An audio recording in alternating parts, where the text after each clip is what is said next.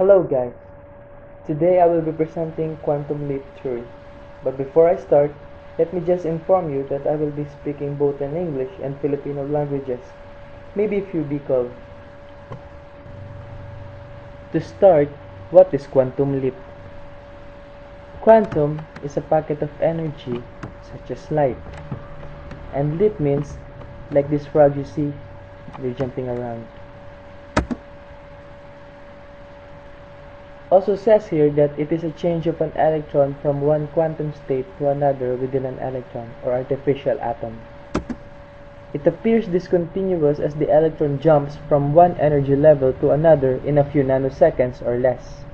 It is also known as atomic transition, quantum jump, or quantum leap. Now, a few background of the quantum leap theory.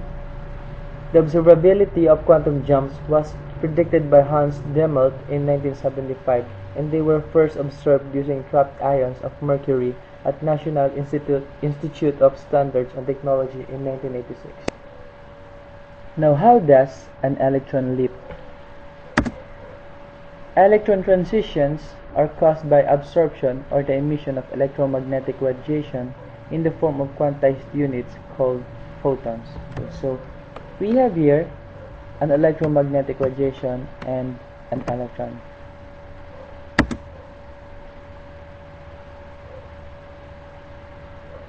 Okay, so what you just saw is an electromagnetic radiation is absorbed by this electron right here, and in just a fraction of a second this electron emits the energy.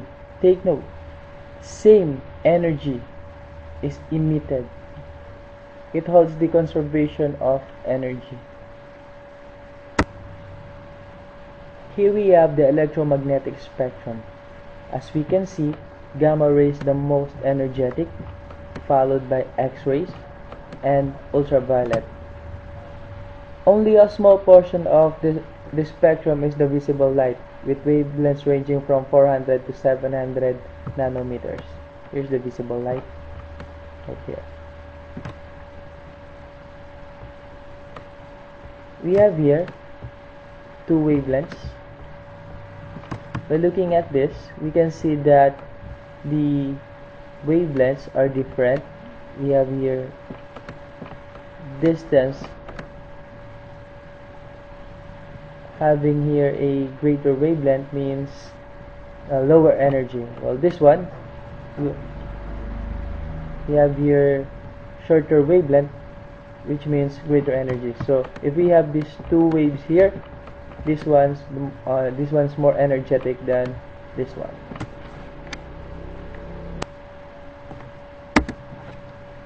Bohr atom. Perhaps the foremost scientist of the 20th century was Niels Bohr, the first to apply Planck's quantum idea to problems in atomic physics. In the early 1900s, Bohr proposed a quantum mechanical description of the atom to replace the early model of Rutherford. Okay, we have here photos of Niels Bohr before and after. The Bohr model basically assigned discrete orbits for the electrons, multiples of Planck's constant, rather than allowing a continuum of energies as allowed by classical physics. Okay. This is what Bohr was talking about. We have here the nucleus and the orbits of the electrons. We have the first orbital or first energy level, we have the second energy level, and the third energy level. Okay. He says that these energy levels are multiples of Planck's constant. Okay.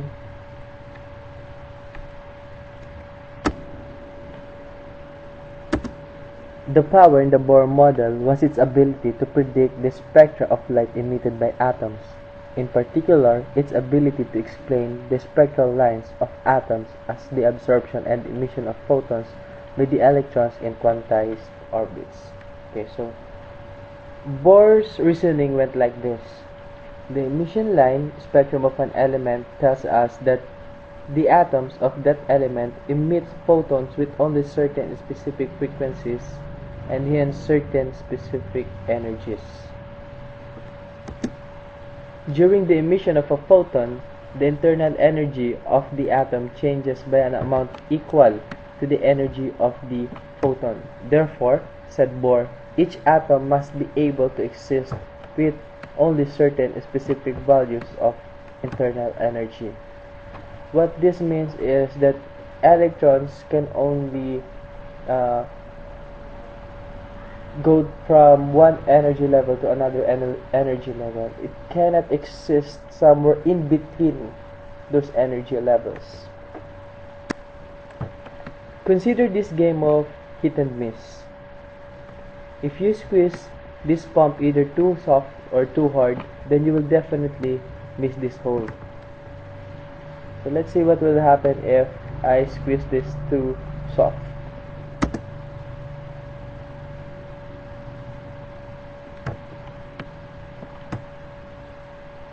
Okay, you see? The projectile ended up here. So what if this time I squeeze the pump too hard? Let's see.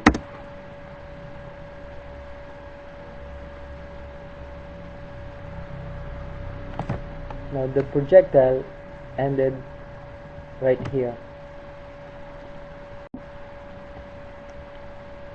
Now let's try squeezing it not too hard or not too soft.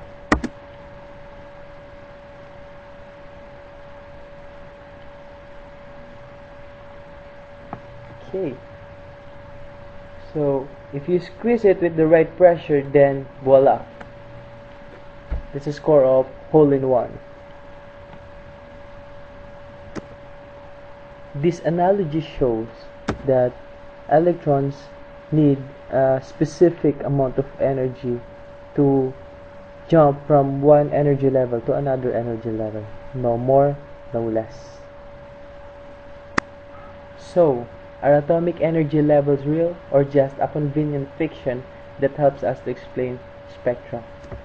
Well, in 1914, the German physicists James Franck and Gustav Hertz answered these questions when they found direct experimental evidence for the existence of atomic energy levels. Franck and Hertz studied the motion of electrons through mercury vapor under the action of an electric field. They found that when the electron kinetic energy was 4.9 electron volt or greater, the vapor emitted ultraviolet light of wavelength 250 nanometers. And an atom can be raised to this level by collision with an electron. It later decays back to the ground level by emitting a photon. Now from the photon formula, the wavelength of the photon should be, so we have here lambda equals hc all over E, wherein lambda here is the wavelength, h is the Planck's constant, c is the speed of light, and E is the energy. Right now, E here is the kinetic energy of the colliding electron. Okay, so that will give us a wavelength of 250 nanometers.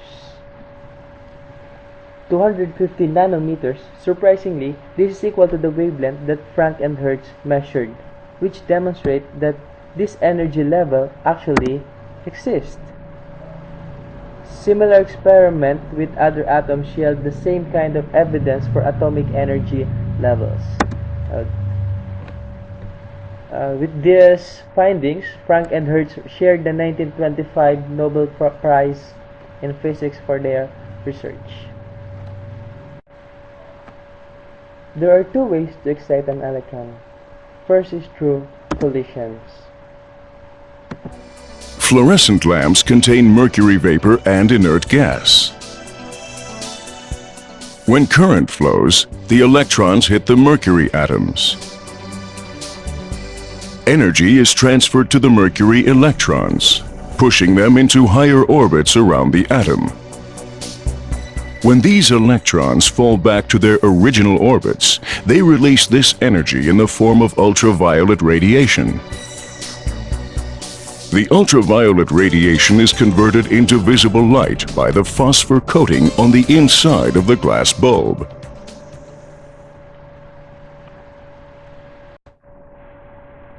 Another way is through photon absorption. If an electron, initially in the lower energy level, is struck by a photon with just the right amount of energy, I repeat, right amount of energy, the photon can be absorbed and the electron will end up in the higher level. Consider two levels in the lithium atom with an energy difference of 1.85 electron volts. For a photon to be absorbed and excite the atom from the lower level to the higher one, the photon must have an energy of 1.85 electron volt and a wavelength of 671 nanometers. In other words, an atom absorbs the same wavelengths that it emits. This explains the correspondence between an element's emission line spectrum and its absorption line spectrum.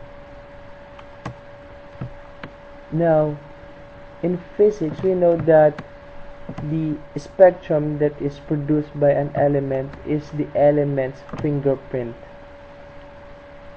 Okay, we have here the different elements and the spectrum, their respective spectrum. Okay, so this is actually the reason why we know what elements are present in other planets even though we haven't been there yet.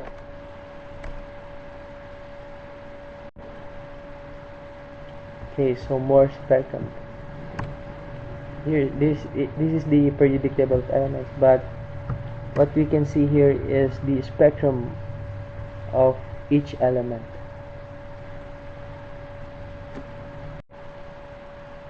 I prepared here a simple animation. Here I have an atom and two electrons moving around. Okay, so what you just saw is the absorption and emission of electromagnetic radiation.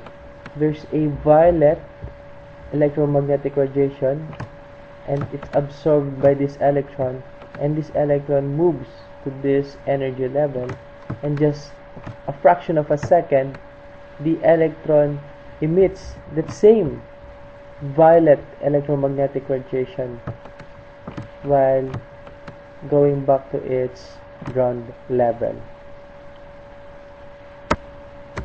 Emission of electromagnetic radiation.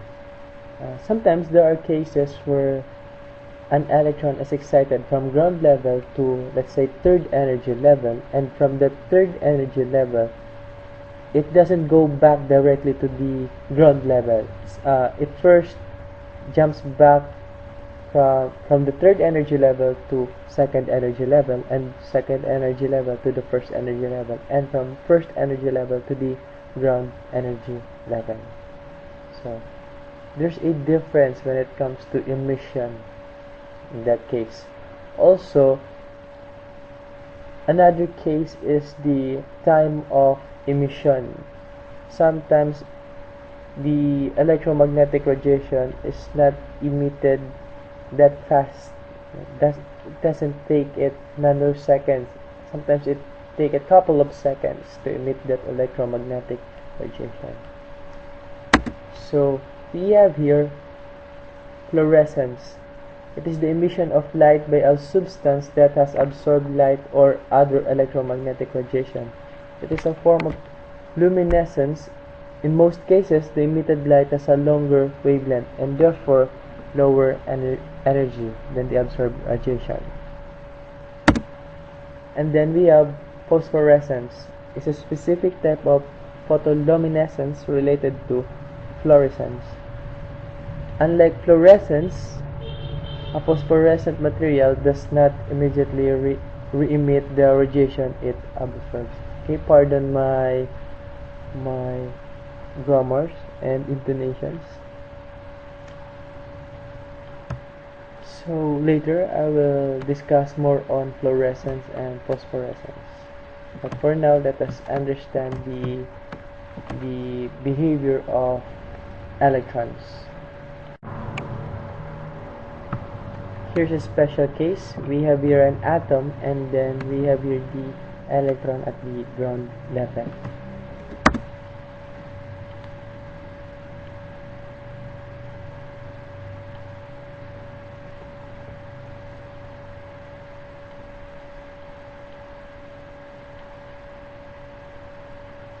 Okay, you see that?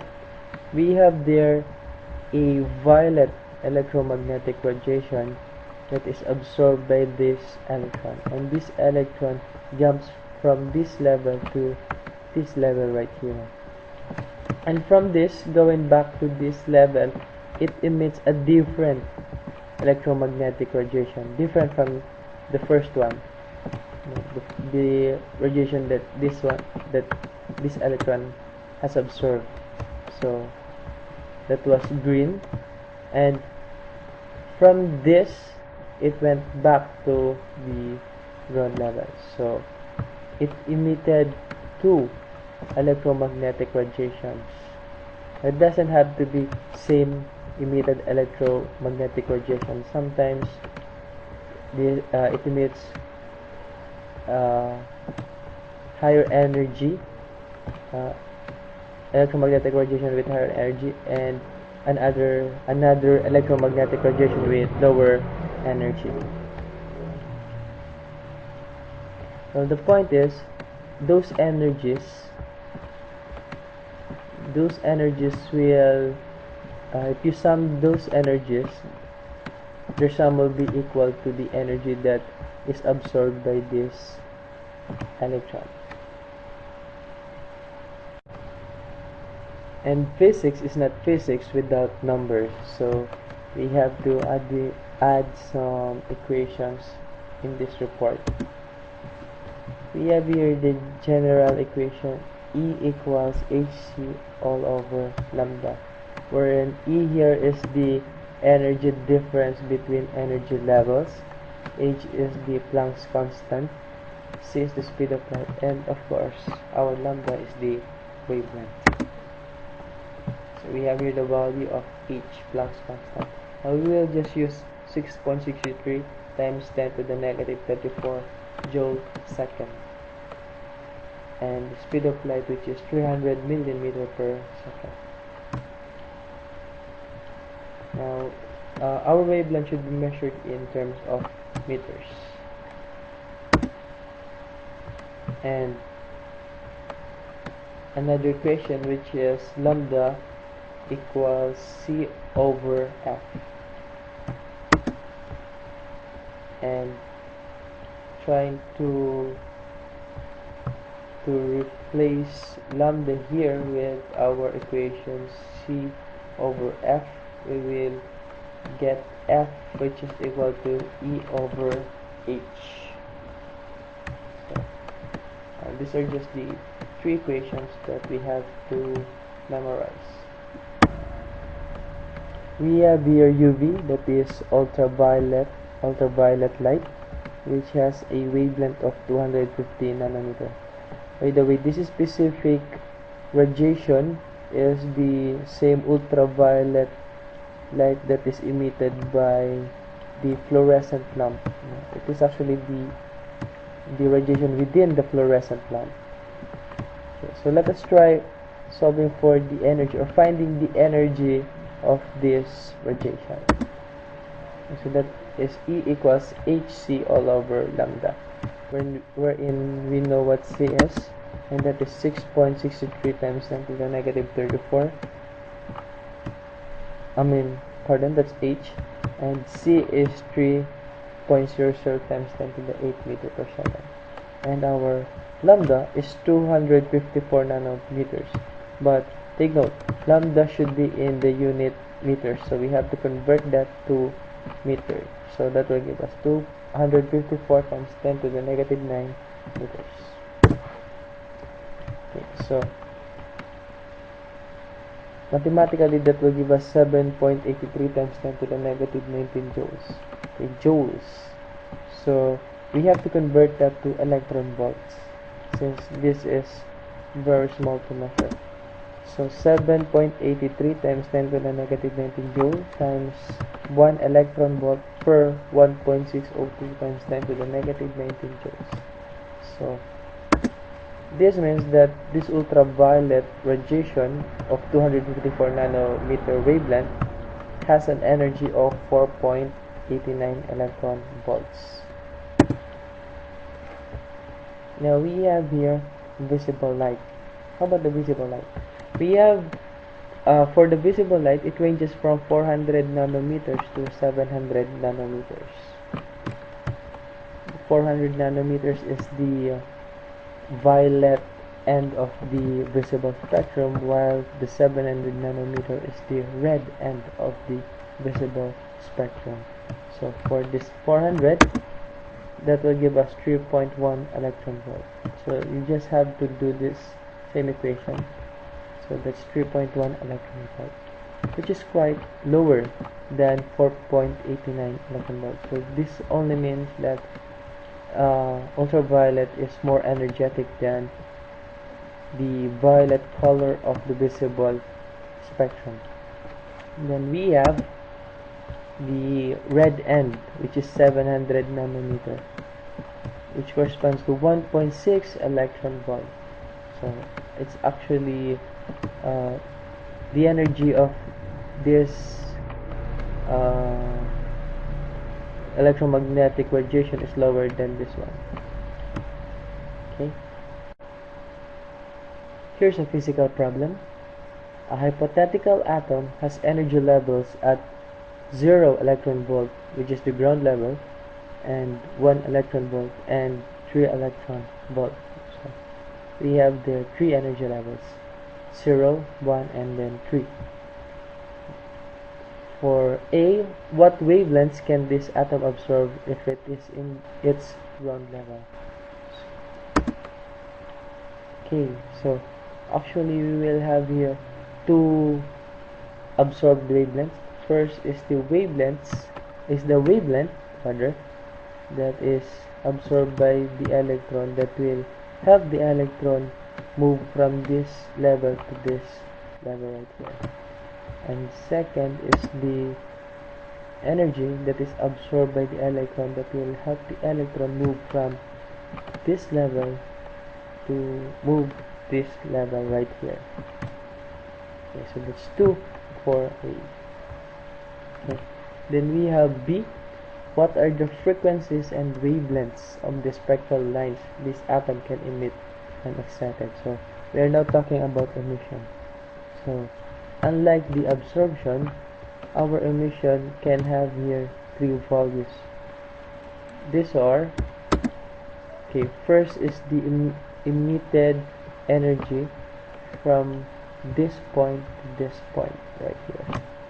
The next is the emitted energy from this point right here going back to here, the ground level right here.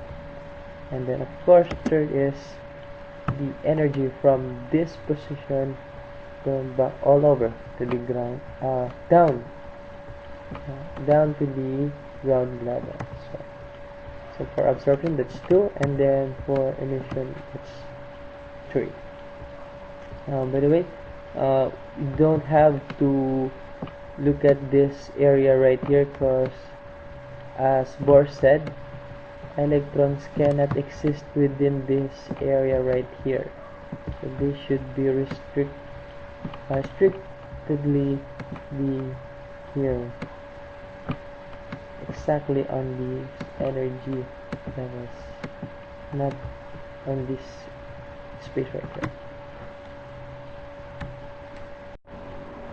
Okay, so for absorption first, okay, so in order for the electron to jump from this level to this level, it has to absorb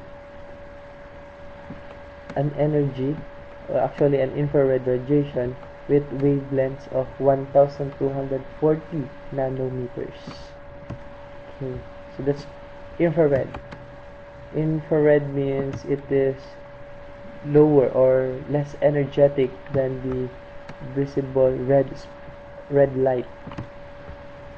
Okay, and then from this point, in order for the electron from this level to reach this level, it has to absorb 414 nanometer of electromagnetic radiation.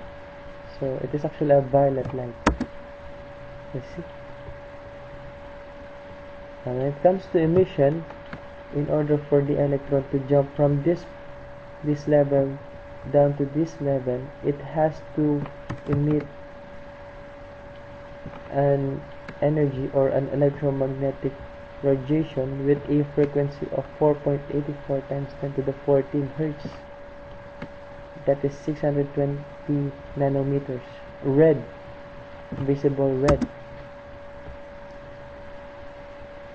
For this electron, in order for this electron to jump down from this level to the ground level, it has to emit, release energy with a frequency of 2.42 times 10 to the 14 Hertz. Or that is again an infrared of wavelengths 1240 nanometers. Okay, and from this it will emit 7.25 times 10 to the 14 Hertz, wavelengths of 414 nanometers, just violet. As you can see, the required electromagnetic radiation to move this electron from this level to that level is 414 nanometer. Same when it comes to emission. So if that electron is from this level going back to the ground level, it will also emit the same amount of energy. Okay, same here, we have here infrared and also we have here infrared. How about this one? It doesn't say here because it's not asked in the problem. So now let's talk about fluorescence. The most striking example of fluorescence occurs when invisible ultraviolet radiation is absorbed and is then emitted as visible light. Okay, so we have here now the applications of fluorescence. We have first is mineralogy, gemology, chemical sensors, fluorescent labeling such as dyes, biological detectors, cosmic ray detection, and of course the fluorescent lamps. Fluorescence also occurs frequently in nature in some minerals and in various biological states in many branches of the animal kingdom. This means that there are other organisms that can also produce light through fluorescence. Then we have phosphorescence. It is a specific type of photoluminescence related to fluorescence. Unlike fluorescence, a phosphorescent material does not immediately re-emit the radiation it absorbs. The slower timescales of the re-emission are associated with forbidden energy state transitions in quantum mechanics. So, the only difference between fluorescence and phosphorescence is the time when it emits the absorbed radiation. As these transitions occur very slowly in certain materials, absorbed radiation may be re-emitted at a lower intensity for up to several hours after the original excitation.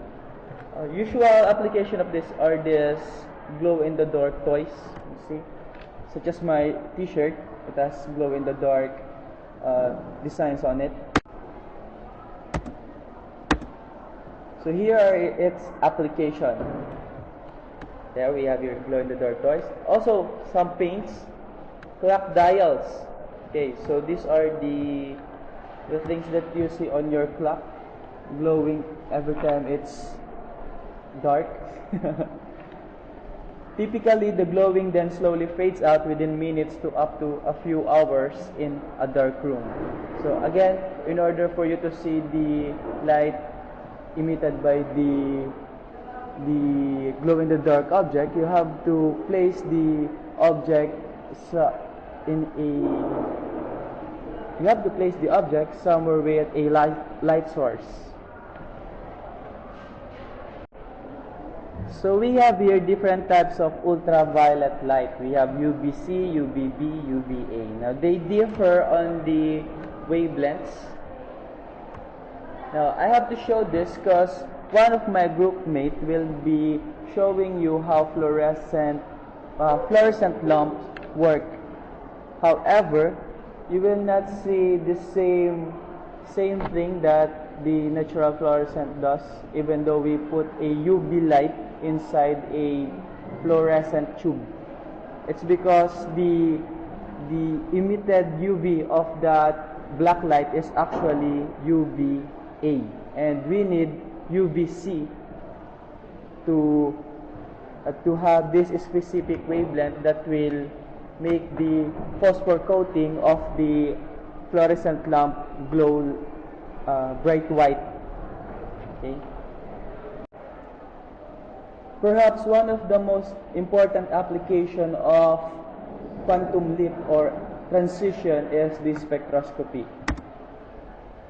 So here's how it works. Let me show you through this animation how this ultraviolet radiation is emitted as visible lights. So we have here an electron. Actually, this is a moving electron. So it is going to collide with this electron right here.